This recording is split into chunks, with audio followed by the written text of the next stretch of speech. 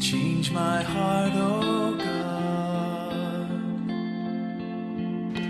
Make it ever true. Ang hapon mga igsunan sa akong mga viewers, mga subscriber. Daghang salamat kaninyong tanan sa pagsunod sa atong mga mensahe pinagi sa Balaan nga Pulo. Ang mensahe magsunan naghatag ka nato alang sa atong may pagkinabuhi. Ito sa niya pata ni kalibutan. Dalaygon ang Diyos ning kapunon sa gihapon nga tagata kidayon sa pagtuon sa Balaan nga Pulo mga kaigsunan. Ako ang pangmusta di ako magkaritihan wala gubay pamilya. Puguban pa lain nga lugar ako gikumusta ma igala ingon sa MACPA Federation o Association Southern Philippine Union Conference o Western Mindanao Conference part sa Iligan, Cagayan. Iyo. Ako mga kauban sa mga literature evangelist o mga kaigsunan. Diyo sa iglesia sa tapakan. Nini kapunan magsunan, magatuon sa kita magsunan. Doon anak to ang sinulat ni Haring Solomon sa Proverbs sa iyang sinulat. Dili nag-ingon magsunan. Proverbs chapter 22 verse 4. Ang balos sa pagkabusanon o paghadlok ang yuba mao pag-adunahan o kanuganan sa kinabuhi. Mga kaigsunan, sa lipad nato iadto sa unahan ang iyong buka mo. Ato idogo ato mga ulo aron sa pagaliya mga itagdugang kaalam sa Ginoo. Magampo ta mga among dalang panan nga Dios Amahan na ikaw sa trono sa grasya sa kalingtan. Panalangin ni Ginoo kanunay ang among pagtuon nga diin maandam kami sa among pagkinabuhi sa imong pagpadayag nga magkinabuhi kami nga matarong subay sa ibuton. Tabagay lamang kami kanunay Ginoo nga madasi kami sa kanunay sa pagpamalandong, pagpaminaw sa mensahe sa Balang Kasulatan. Hinaton ta Ginoo, dunggon ug tubangan mo pag-ampo sa ngalan ni Jesus. Amen. Mga kaigsunan, subliyon ta pagbasa sa ang atong tun-an nga sintro dire sa mga mensahe. Sa Proverbs chapter 22 verse 4, dire nagingon, ang balos sa pagamugsanon o pagkahadlok ang hiyuba mao ang pagkudunahan o kadungkanan o kinabuhi mga sunan. Kung ikaw magsunan, pagka may sanon sa imong pagkinabuhi ni kalibutan, adunay balo sa Ginoo din mo. Mao ang pagkudunahan o pagkugdanan o ang imong kinabuhi. Mga kaigsunan. Ato isindro rin ang kinabuhi ni Jose. Sa riyas Jose mga kaigsunan, pinalangka ni Jacob. Pinalitan siya ng pinasahi nga sinina. Siya ang ama ni Jacob, mo si Jacob. Unya mga igsunan, ang iyang mga igsoon, unsi ka po, gibati o kasina o pagsilos kang Jose, iganuman, pinalangga si Jose ni Jacob. Mga kaigsunan, si Jose, dali ra siya makasulpad usay sa mga damgo. Magadamgo siya magsunan. Unya nasina, ang iyang igsoon gumikan sa mga damgo ni Jose mga kaigsunan. Gumikan, duol siya sa iyang amahan nga siya ko. Ngabot ang panahon magsunan, nagsabot-sabot ang mga igsoon ni Jose. Nga di, ilang hununaon, nga ilang patyon si Jose. Tuod man, pala si Bilano. Nakita nila si Jose ilang igsoon sa pagpaingon. Kaya nagsabot lang hulog nila sa tabay. Mga kaigsunan. Kapan, swerte igsunan ang tabay walay tubig. Nilabay mga igsunan ang usa ka Midyanhon. Paingon kini sa Egypto. Kini ang Midyanhon igsunan, mamalitay kini sila o mga slave mga kaigsunan.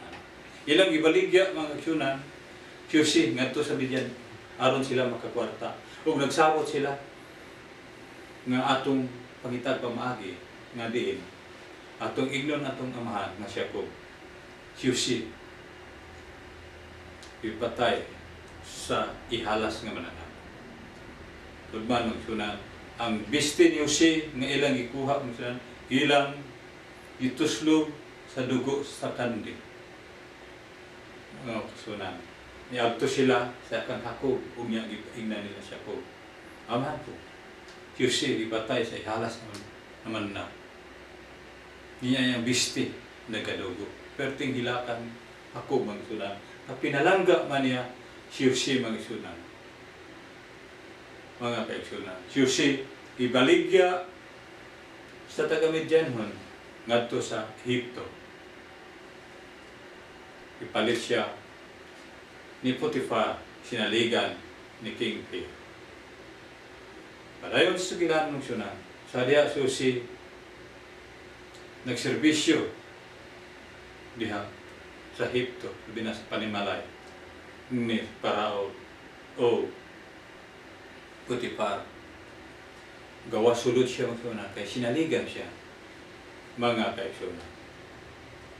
Ang asawa ni Potiphar, sige tanaw pang husi, magsunan. Naibog siya pang husi, kaya ang bunga, guwapo, si Yossi.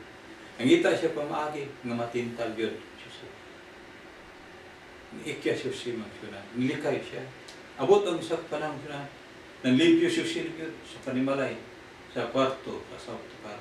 Gigunitan siya magsunan, si Yossi sa asawa ni Potiphar. Nidagan si Yossi, niikya siya, nilusot siya. Ngayon nisinggit ang asawa ni Potiphar. Nagkipadadal kita Hebrewhanon nga dautan. Nasukop ay si Potiphar. So, busa, gipabilanggo si Yossi mga kaigsunan. Gipapriso. Tudman kita sa kilano. Kadiha nagadamgo si King Pharaoh. Bahid sa usa ka baka nga dauton. Walay nakasulbad, walay nakatag-an, walay naka-explain sa mao nga damgo ni King Pharaoh. Unya magsunan si Yossi gipatawag magsunan. Yang gi saysay ang kahulugan nga kining usa ka baka nga tambo maayo palawas sulod sa 7 ka tuig. Maayo ang dagan sa ato tanong ato mga parasan, mga trigo maayo. Apan kining daot nga baka abot ang panahon sa 7 ka tuig na ang dako kay gutom. Pilay sugilanon magsunan, niabot ang 7 ka tuig, adunay dako kay gutom magsunan sa yuta sa tibuok Ehipto, palibot Ehipto, apoy na sa Juda magsunan. Perting gutom ditong napita. Apan sila Yossi, nag-andaman sila sa mao nga trigo. Puno man ilang mga sudlanan, mga kaigsunan, wala sila kabalaka, kay daghan sila ista. Unya may abot ang panahon sunan. Dakong gutom niya si Hakob na balaka, masig mamatay sa gutom. Then nabantog ang Ehipto, daghan ang mga trigo dito. At ignan niya ang iyang mga anak, agto ka mo dito sa Ehipto. Pamalit ka mo dito, trigo, para mabuhay ta, dito mamatay. Doon ba niagto sila dito sunan? Ipalit sila og trigo dito sa Ehipto mga kaigsunan. Ug unya mga kaigsunan, pagpalit nila magsunan dito, wala sila kabalo. Ang ilang igsoon nga ilang gibaligya. Adunay dakong katungdanan sa Ehipto. Gihimong gobernador mga kaigsunan ni King Pharaoh magsunan mikan sa pagsulba sa mga problema sa dakong gutom. Nahimo siyang gobernador mga kaigsunan. Din nagyon sa Genesis chapter 42 verse 6 nagyon. Ug si Yossi mao'y gobernador sa yuta, siya mao nagbaligya sa kalan-on sa tanang katawhan sa yuta. Ug ang mga igsoon lalaki no si nangabot ug sa ilang kagalingon pingyupo kaniya uban ang ilang mga naong ngadto sa yuta. Giyupo sila magsunan ngadto ka Yossi. No? Pero wala sila kabalo magsunan nga kato si Yossi nga ilang igsoon nga gibaligya. Mauto siya si Yossi nahimong gobernador magsunan. Sinaligan mo tigbaligya dito mga igsunan. Busa mga kaigsunan. Ang pag-antos ni Yossi sa pagdagdaog diha kaniya. Ibutang-butangan siya sala asawa ni Potiphar. Ang Ginoo uban man kaniya. Titagaan siya og hiyas Yossi sa mga damgo nga pagsulbat sa mga damgo. Labi na sa dakong gutom. Ug unya mga igsunan, bilay siya gilanon. Nagpaila siya si sa iyang igsoon nga ako siya si inyong bilang. Ayaw ko mo kabalaka. Kay kini tano sa Ginoo nga ako mag-una di akan. Ini magsunanan sa atong teksto sa Proverbs chapter 22 verse 4 nilingon. Ang balo sa pagkamapsanon o paghandog ang Yuba, mao pagadunan o kalugkanan o kinabuhi. Sama music, ang pagmapsanon sa kinabuhi. Nahimo siya kalugkanan o taas ang kinabuhi. Namatay siya ang iyang edad 110 magsila. Daghang salamat pagsunan sa mubong mensahe ning kapunon, makahata ka nato og inspired sa atong pagkinabuhi sa pagkabisanon aduna dayong Ginoo uban nato. Maayong hapon, daghang salamat kami.